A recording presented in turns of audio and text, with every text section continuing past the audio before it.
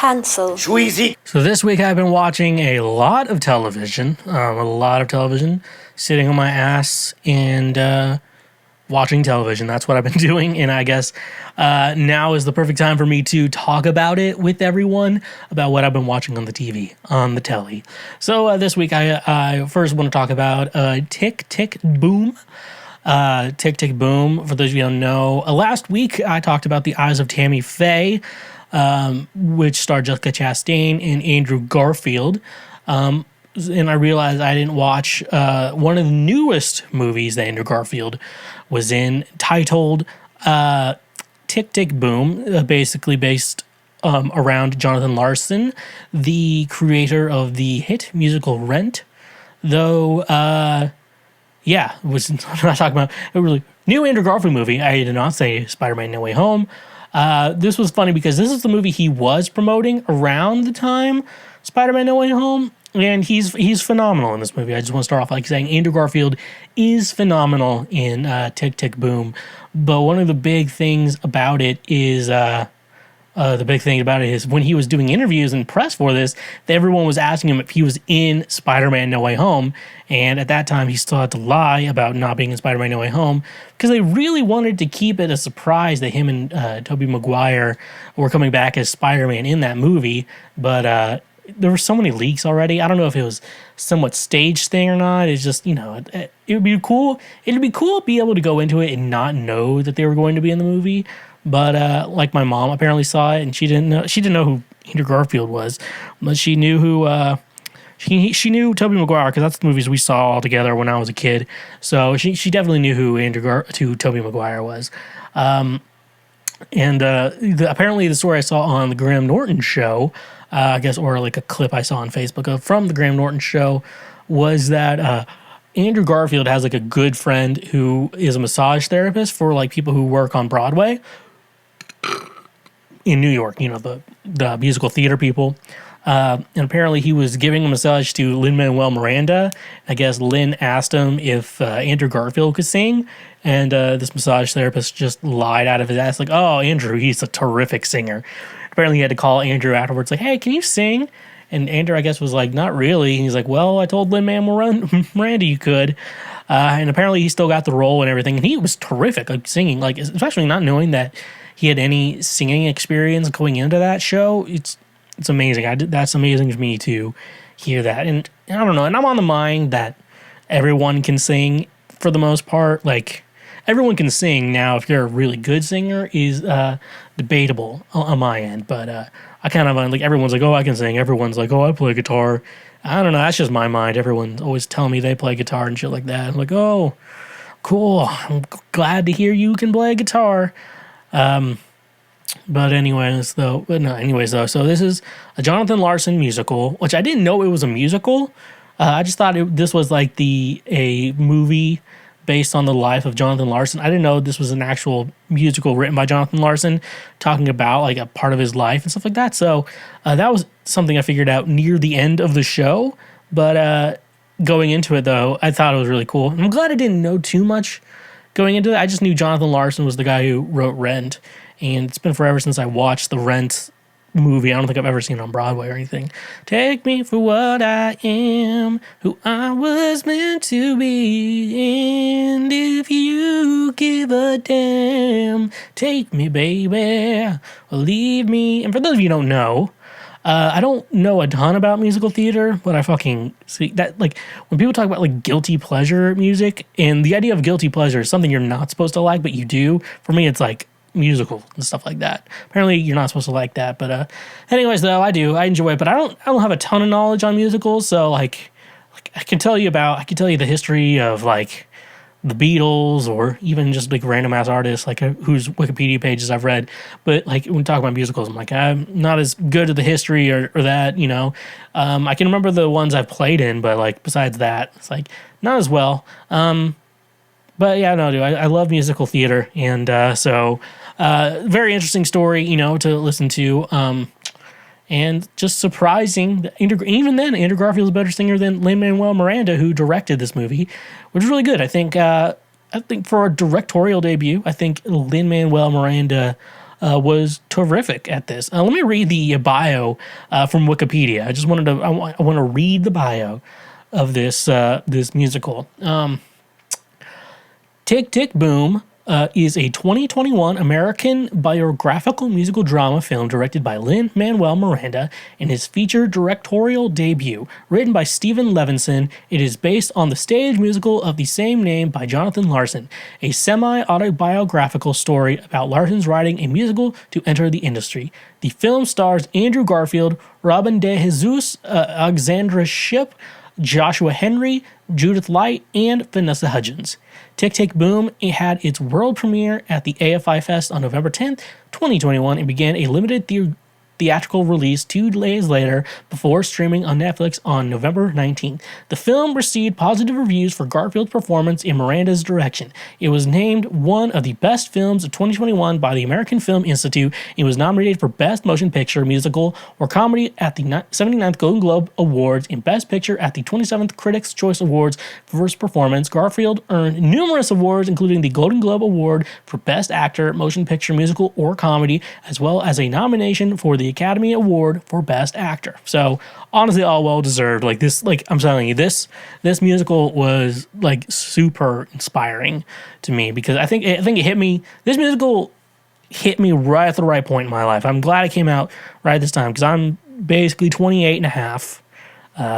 My half birthday is on Valentine's Day.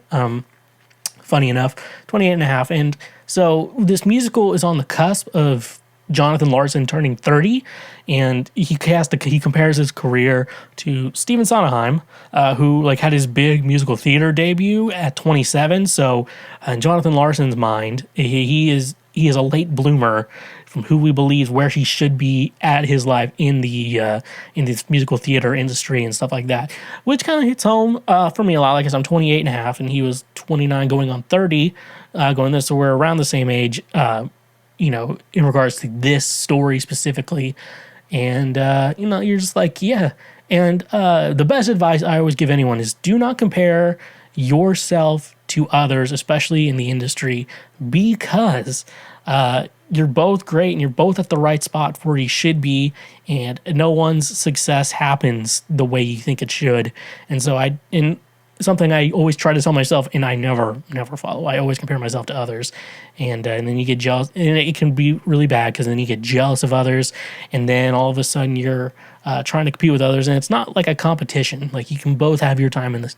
If you're trying to compete with someone else, you can both have your time to shine, and like the fact that like at this age, like Jonathan Larson is so close from having his big break, kind of in a sense, to having this big break, to be forever cemented in musical theater history.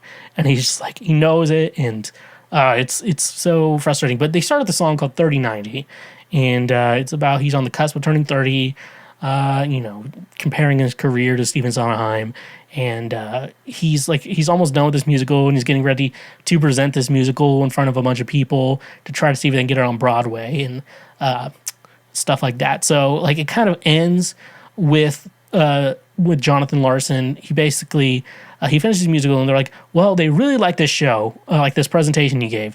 However, I don't think it's gonna be put on Broadway, and I don't think there's a budget for it to be even off Broadway, stuff like that. So they just like, well, you're on the right track, and so you have to keep going. And then he has to, he goes to his friend. He's like, you know what, maybe I'll just work a day job. I don't know if I can continue to do this to myself, because I think I said this last week or maybe a week before.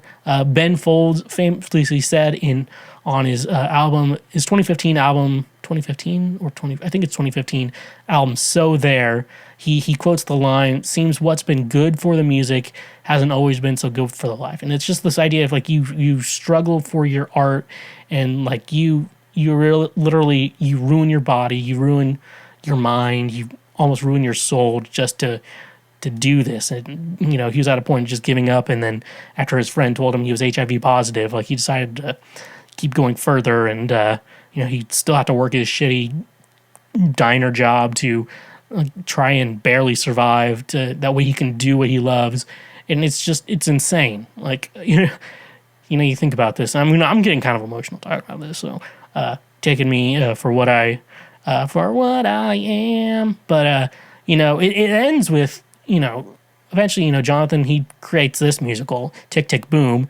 And then he creates this one musical he had in the back of his mind, I guess, called Rent, which you now have all heard of. And like the crazy thing with how this ends is that the night Rent opens on Broadway, the very night his musical Rent opens on Broadway, he dies. He dies the very night Rent. And then Rent went on to be this huge musical that like swept the nation. Probably one of the greatest musicals of all time. So the songs are fantastic in it. Depending on your thoughts on it, it's hard to dislike the musical Rent. You could probably get annoyed with the songs, but probably because you've heard them so many times. They made a movie out of it. I remember Rosario Dawson's in the movie, right? She's in everything. Isn't that weird? Rosario Dawson's in everything. But it's so weird. He died at 35, and this musical is all about him like turning 30. So in like 5 years' time, he finished his groundbreaking work, and then he dies. And it's like this, there's like a poetry to his death on like he's dying. There's the poetry to the death. He dies at 35, the opening night of his musical. That would have been it. He worked his entire life, and he never got to like reap the rewards of what he made. It's just, I don't know, it's so interesting. And so many, it's a lot of thoughts you can have going into this, and I have a lot of thoughts, but I'm absolutely in love with Tick, Tick, Boom, this musical. It's on Netflix. We all have Netflix, at least right now, 2022. We all have Netflix. If you haven't seen Tick, Tick, Boom yet, go watch it. Even if you don't know anything about Rent or Jonathan Larson or anything like that, I highly recommend it because the story is so, first of all, the story on its own of Tick, Tick, Boom is so good. It's about like a guy trying to make it in the music theater industry and like him struggling to it. The songs are great. It's Lin-Manuel Miranda. He's the guy behind Hamilton. He wasn't in it. He only had like a small cameo as like a cook in the diner. He didn't sing at all. I know a lot of people don't like Lin-Manuel Miranda's singing, and I get it. I get it too. But what if we didn't have to have slaves? Would a God to put it all in one spot? Not a lot of people like Lin-Manuel Miranda. But I have to tell you though, this is a phenomenal show, movie, music, everything in regards to that, and it's great. And the nice thing with Jonathan Larson is if it hits right in your life, it can come to you at the right moment in your life. And I think right now this musical came to me in the right moment in my life, and I am telling you, it inspired me, encouraged me, it's making me think, it's making me learn. And I highly suggest that everyone here listening to this show, go check it out on Netflix. Find a girlfriend, get your spouse. It's a movie, like you're a guy listening to the show and you're like, oh, I need to watch a movie that a girl will like. She'll like this musical too. It's very safe for her. It's not just the fucking Taxi Driver or whatever these people, you kids take your dates to watch on Netflix or whatever. It's great. And I'm telling you all, you need to go check it out immediately. Hey, you just finished one of the many, many highlights from Cancel Schweezy.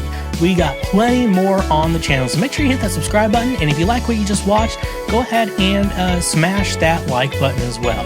Go subscribe for more so we can teach you how to be a better human in our world. So, stay awesome.